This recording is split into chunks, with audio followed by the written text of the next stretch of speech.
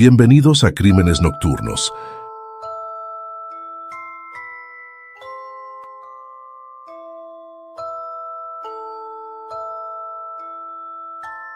En junio de 1961, el agente especial del FBI, Dean W. Elson, acató una orden sin precedentes: añadir por primera vez un 11º nombre a la famosa y exclusiva lista de los 10 fugitivos más buscados del FBI. El motivo de esta inusual excepción fue que este fugitivo había causado un nivel de horror nunca antes visto en la región. En ese momento de conmoción, el propio gobernador del estado de Oregón, Mark Hatfield, calificó públicamente el crimen frente a las cámaras como el acto más atroz de toda la historia de Oregón. El 11º criminal en esa lista era Richard Lawrence Marquette, un hombre de 27 años cuyas manos habían perpetrado una atrocidad sin igual. En muy poco tiempo, todas las agencias del FBI y las patrullas del estado de Oregón luchaban a contrarreloj para lograr su captura. Sin embargo, absolutamente nadie estaba preparado para la dimensión aún más oscura y mortal que este caso tomaría con el paso de los años. Así que dale al botón de me gusta a este video y activa la campana de notificaciones para que te lo cuente absolutamente todo. En la primera semana de junio de 1961, el Departamento de Policía de la ciudad de Portland, en Oregón, recibió una llamada sumamente peculiar. Según la alterada mujer al otro lado de la línea, el perro de la familia había llegado al patio de su casa trayendo en el hocico un pie humano envuelto en una vieja bolsa de papel, y ella no tenía ni la menor idea de dónde lo había sacado. Al principio, la llamada era tan extraña que a los oficiales incluso les pareció una broma de mal gusto, pero aún así, las patrullas acudieron a la residencia y, para su horror, realmente encontraron los restos humanos en el pasto. Pero mientras los detectives interrogaban a la asustada mujer, se dieron cuenta de que el perro había desaparecido de nuevo. Y mientras los oficiales lo buscaban por el vecindario, el animal reapareció trotando, esta vez trayendo otra mano humana entre sus dientes. De inmediato, las búsquedas policiales se intensificaron en los bosques cercanos, hasta que los oficiales lograron rastrear el olor y encontrar el lugar exacto donde yacía el cuerpo. Las partes encontradas estaban frescas. Para los experimentados policías fue sumamente extraño y perturbador notar que absolutamente todas las partes estaban simplemente tiradas a simple vista en el suelo de la zona, sin que hubiera el más mínimo intento por parte del asesino de enterrarlas u ocultarlas. El médico forense del caso informó rápidamente a las autoridades que la víctima era una mujer, ya que los restos presentaban esmalte en las uñas. Pero la información médica más macabra arrojada por la autopsia fue el hecho de que el cuerpo había sido vaciado. Le habían drenado por completo su fluido vital. Según las autoridades, el autor del crimen posiblemente le había perforado las arterias de manera metódica y había drenado el cuerpo justo después de que la víctima perdiera la vida. Ante la gravedad del caso, los investigadores llamaron e interrogaron a varios familiares de personas desaparecidas en el estado, pero sin encontrar ninguna pista sólida sobre la identidad de la misteriosa mujer.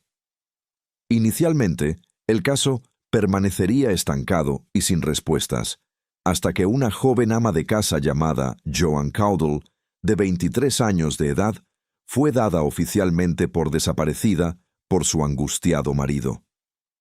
En una época en la que la inmensa mayoría de los delitos graves y desapariciones de mujeres eran perpetrados por sus propias parejas o familiares, el esposo terminó siendo llevado a la comisaría para un interrogatorio intensivo. Sin embargo, en muy poco tiempo, los detectives lo retirarían de la lista de sospechosos. La única información útil que el hombre pudo dar fue que su esposa Joan estaba pasando por una fuerte depresión debido a la reciente muerte de su padre y que, por ese motivo, habría empezado a frecuentar uno de los bares cercanos a la casa de la pareja para ahogar sus penas. El hombre también alegó con firmeza que su esposa difícilmente lo abandonaría de la noche a la mañana, ya que no era propio de ella ser ese tipo de mujer irresponsable. Además, aportó un dato clave. Ella ni siquiera sabía conducir un automóvil, y él negó rotundamente cualquier posibilidad de infidelidad. Escuchando esto, los investigadores recordaron entonces el siniestro hallazgo del cuerpo desmembrado y decidieron ir a la casa para tomar uno de los zapatos del armario de Joan y realizar pruebas periciales. Mediante ese objeto, lo compararon anatómicamente con el pie descalzo que había sido traído por el perro. Sorprendentemente, el pie y el calzado encajaron a la perfección, lo que indicaba, sin lugar a dudas, que los restos encontrados pertenecían a la joven madre, Joan Caudle. Mientras esas piezas del rompecabezas finalmente encajaban en la morgue, apareció una testigo ocular en la comisaría para decir que, la noche del 7 de junio de 1961, ella estaba bebiendo en un bar local cuando conoció a un hombre llamado Marquette.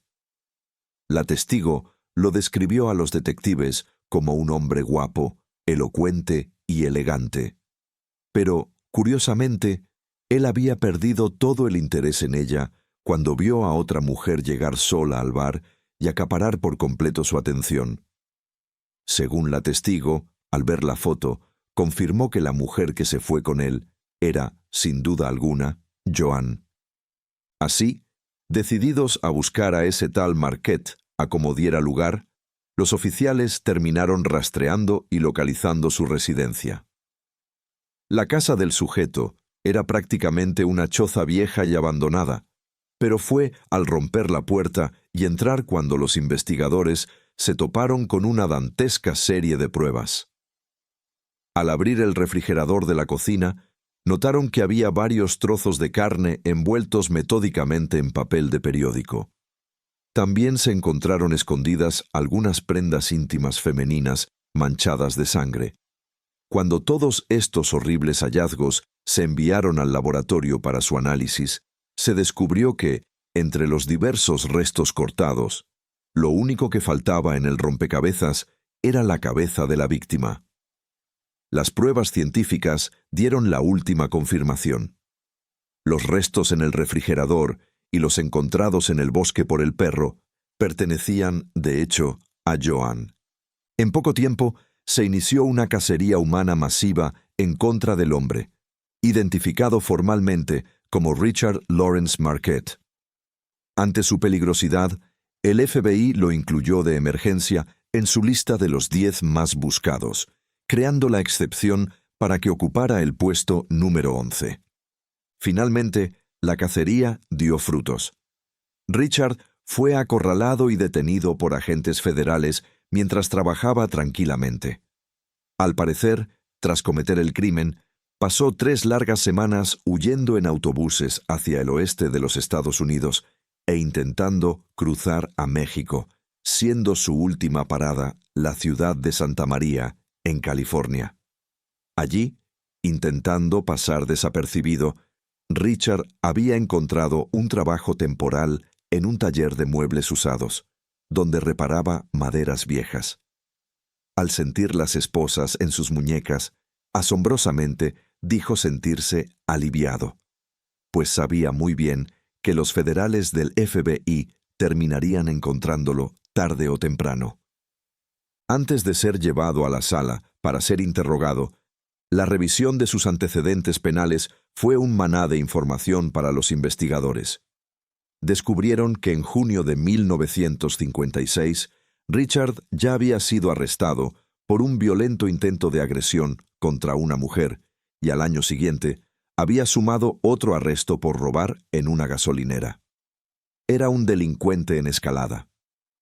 Cuando los detectives le preguntaron fríamente sobre el asesinato de Joan Caudle, él no mostró remordimiento. Explicó que estaba bebiendo en el bar cuando la mujer simplemente se le acercó por iniciativa propia. Según la versión de Richard, ella había estudiado con él en la escuela primaria años atrás y lo había reconocido. Los dos tomaron unas copas juntos hasta que decidieron ir a la casa de Richard, donde bebieron más cerveza. Según su relato, durante un momento íntimo, Richard terminó estrangulando a la mujer con sus manos. Ante los asqueados investigadores, el criminal relató que supuestamente entró en pánico por el acto que acababa de cometer, sobre todo al darse cuenta de que le sería físicamente imposible deshacerse del cuerpo entero, ya que ni siquiera poseía un vehículo para tal fin. De ese modo, alegó que decidió optar por el desmembramiento simplemente como un método de transporte.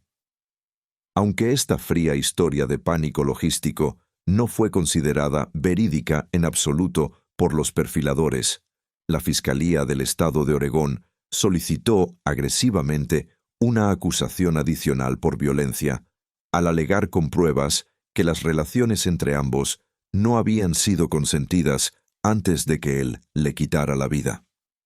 En cuanto a la pieza que faltaba, la cabeza de Joan, Richard dijo tranquilamente que la había arrojado al caudaloso río cerca del Parque Oaks, en Portland.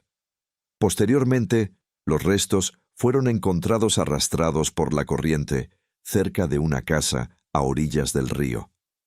En una escalofriante entrevista concedida para un periódico local antes de su condena, Richard dijo con total cinismo que desearía no haber conocido nunca a Joan, y alegó como excusa barata que estaba fuera de sí debido a los altos niveles de alcohol. En su rápido juicio, Richard Lawrence Marquette fue condenado por asesinato en primer grado. Su sentencia dictada por el juez fue la de prisión perpetua, pero por las leyes de la época, con derecho a solicitar libertad condicional en el futuro. Cuando los reporteros le preguntaron cuáles eran sus últimas palabras tras escuchar la sentencia, Richard sonrió y solo dijo: «Gracias a Dios». Durante su estancia en la penitenciaría, el astuto Richard supo jugar el juego del sistema y fue considerado por los guardias como un preso modelo y de excelente comportamiento. Gracias a este engaño, su ansiada libertad condicional llegaría en el año 1973, habiendo cumplido apenas 11 años de encierro por haber desmembrado a una mujer. Sin embargo, otorgarle esa libertad sería, sin lugar a dudas, uno de los peores y más letales errores jamás cometidos por la historia de la justicia del Estado de Oregón, que no logró prever ni analizar psicológicamente en el monstruo en que se convertiría Richard una vez que estuviera libre de nuevo en las calles. A través de la ayuda de su confiado agente de libertad condicional, el ahora libre Richard logró conseguir un empleo estable como ayudante y plomero. Además, se mudó a Trailer Court Avenue, un área conocida por alquilar casas rodantes y caravanas. Más adelante, la dueña de ese lugar describiría a su inquilino Richard como una persona profundamente perturbada que siempre parecía estar en otro mundo o mirando al vacío, aunque a menudo, para engañar a los demás, se presentaba ante los vecinos como un tipo amable y muy elocuente. Y el instinto de la dueña no fallaba. A mediados de abril de 1975, el horror volvió a golpear a Oregón cuando se encontraron nuevos restos humanos flotando estancados en las aguas de un pantano en el condado de Marion. Cuando los restos fueron recuperados y llevados a la mesa de autopsias, el médico forense informó a los detectives que la víctima había sido mutilada de una manera sumamente uniforme, metódica y salvaje. El perturbador detalle que encendió las alarmas fue que los únicos restos que no se encontraron en el agua fueron precisamente las partes íntimas de la víctima, evidenciando un oscuro trofeo. Más tarde, gracias a los registros, las autoridades identificaron a la víctima como Betty Wilson, conocida como Beth, de 37 años de edad. La mujer había sido vista por última vez con vida saliendo de un club nocturno en Salem, Oregón. La historia de Beth era trágica. Era originaria de Carolina del Norte y madre biológica de 11 hijos. Sin embargo, debido a su dura vida, había dado a todos sus hijos en adopción y había escapado hacia Salem buscando un nuevo comienzo con la ayuda de su hermana. En el momento inicial de la investigación de su muerte, su esposo fue considerado un sospechoso potencial. Sin embargo, como los registros de vuelo confirmaron que él vivía y estaba en Carolina del Norte, no había pistas que lo vincularan con el crimen. Al buscar en los archivos y perfilar a los delincuentes violentos con antecedentes similares en Oregón, los investigadores se toparon de inmediato con la ficha del hombre en libertad condicional, Richard Lawrence Marquette. Como en el pasado ya había sido arrestado exactamente por un delito con la misma firma de desmembramiento, se inició una intensa y discreta vigilancia sobre él. En muy poco tiempo, los fiscales obtuvieron una orden de registro. Al allanar la nueva residencia de Richard, los peritos encontraron varias pruebas físicas y biológicas irrefutables que lo vinculaban directamente con el terrible final de Beth. Y en menos de 3 días de investigación, Richard fue arrestado nuevamente por su implicación en el asesinato. Al verse acorralado por segunda vez en su vida, no escatimó palabras al confesar fríamente a los detectives el asesinato y la forma en que desmembró a la mujer.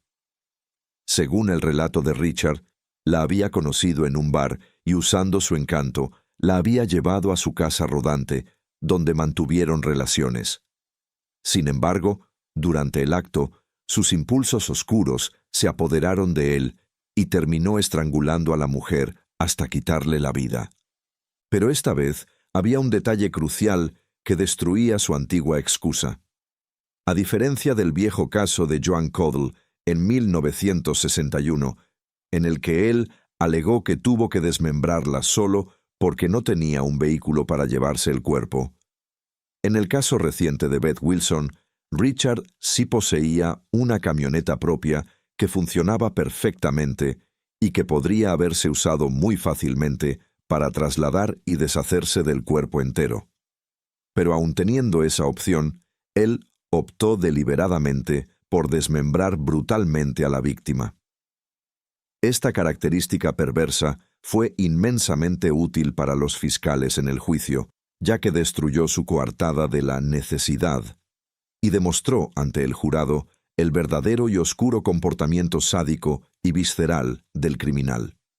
En mayo de 1975, sin escapatoria, Richard fue condenado esta vez a cadena perpetua sin posibilidad alguna de libertad condicional.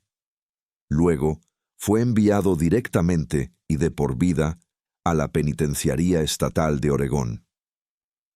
Tras las rejas y dándose cuenta de que jamás volvería a ver la luz del sol, Richard decidió limpiar su conciencia y confesó a los guardias un tercer asesinato que había cometido y ocultado en el año 1974. Relató que había conocido a una mujer desconocida en un bar. Luego la llevó a su casa, donde nuevamente la estranguló. Tras usar su espeluznante método, Richard escondió los restos enterrándolos en 2 fosas poco profundas. El asesino, esposado de pies y manos, llegó a guiar a los investigadores federales hasta esas fosas exactas en la tierra, pero lo único que pudieron recuperar fueron los restos óseos de la víctima, imposibles de identificar en esa época. Richard le dijo a la policía con total frialdad que nunca había oído ni leído sobre la desaparición de esa mujer en los periódicos locales y que simplemente no recordaba su nombre. Y por esa razón, esa mujer sigue siendo una víctima desconocida, Jane Doe, hasta el día de hoy. Tras su sentencia definitiva, varios psiquiatras criminales lo entrevistaron en su celda. En su gran mayoría, los médicos creían inicialmente que Richard parecía un hombre sumamente normal en la superficie, pero que internamente tenía un defecto fatal. No sabía cómo lidiar con el más mínimo rechazo femenino. Como resultado de su frágil ego, cualquier desprecio le provocaba una ira hirviente y un odio capaz de llevarlo a matar. Algún tiempo después de su condena, el legendario agente y perfilador del FBI, John Douglas, pionero en la ciencia de la conducta criminal, se interesó profundamente en los expedientes de este caso y viajó para entrevistarlo personalmente en la prisión estatal de Salem. Según el análisis de John Douglas, Richard Marquette encaja a la perfección y forma parte de la categoría de los asesinos en serie motivados por la venganza. Este tipo de criminal inestable suele proyectar y dirigir su odio y fracaso personal hacia un tipo físico específico de personas o hacia un grupo demográfico entero. Por ejemplo, en los crímenes modernos, muchos tiradores escolares se incluyen en el tipo de agresores por venganza debido a un odio dirigido a grupos de compañeros. En el caso de Richard, su odio tóxico y asesino se centraba total y exclusivamente en las mujeres. El criminal es plenamente consciente y sabe en su mente que toda su escalada de violencia comenzó años atrás, después de que sufriera un humillante rechazo amoroso por parte de una mujer en aquel bar de Portland.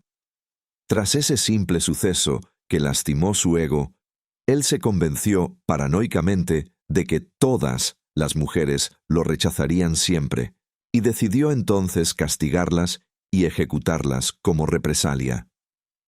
Aunque los documentos oficiales y los detalles más crudos del crimen han sido fuertemente censurados por el Estado por respeto a las familias, en sus libros, el perfilador John Douglas nos cuenta un detalle atroz de las confesiones. Reveló que Richard, después de estrangular a Beth Wilson, procedió a retirarle sádicamente cada una de las uñas de las manos, utilizando unas herramientas de metal. Pero el detalle psicológico más extraño y perturbador de toda su evaluación fue un acto retorcido de autojustificación. Antes de cometer el asesinato, el propio Richard llegó al extremo de infligirse a sí mismo una grave y dolorosa herida en su propia zona íntima. En su mente enferma, el criminal necesitaba hacerse sangrar para luego culpar falsamente a la mujer, convenciéndose mentalmente de que la víctima lo había lastimado primero y que, por lo tanto, la violencia que él estaba a punto de desatar era un simple acto justificado de defensa. Un engaño psicológico espeluznante para calmar su propia culpa. En sus últimos años, Richard permaneció recluido de por vida en la penitenciaría estatal de Salem, donde se dedicó a trabajar monótonamente en el programa de reciclaje de basura de la prisión. A sus 87 años de edad, el anciano criminal solía participar tranquilamente en los grupos católicos de la capilla de la cárcel y ya nunca solía hablar con nadie sobre sus crímenes del pasado. Una vez, cuando un reportero logró preguntarle sobre el remordimiento de sus actos, el anciano lo miró fríamente y solo dijo: «Lo que está hecho, hecho está, y no puedo cambiar las cosas». Debido a la atroz y sádica gravedad de sus múltiples crímenes de mutilación, la Junta de Libertad siempre consideró totalmente imposible e impensable su liberación. En otras palabras, Richard Lawrence Marquette estaba destinado a permanecer encerrado entre los fríos muros de prisión, pagando por su atrocidad hasta el último día de su vida. Hemos llegado al final de un expediente que nos demuestra las aterradoras y letales fallas del sistema de justicia del pasado. El caso de Richard Marquette es un oscuro recordatorio de que la maldad pura no se puede curar con buena conducta, y que liberar a un monstruo solo le da la oportunidad de perfeccionar su cacería. Antes de que cierres el video, quiero dejar el debate abierto en la caja de comentarios. Teniendo en cuenta esa extraña automutilación que se hizo a sí mismo para justificar su último crimen, ¿crees que Marquette ¿Realmente sentía culpa en el fondo y necesitaba una excusa psicológica para matar? ¿O simplemente era una táctica manipuladora y sádica para culpar a sus víctimas por si la policía lo atrapaba? Te estaré leyendo con muchísima atención. Me despido por aquí. Valoren su seguridad, confíen siempre en sus instintos y mantengan los ojos bien abiertos. Hasta la próxima y adiós.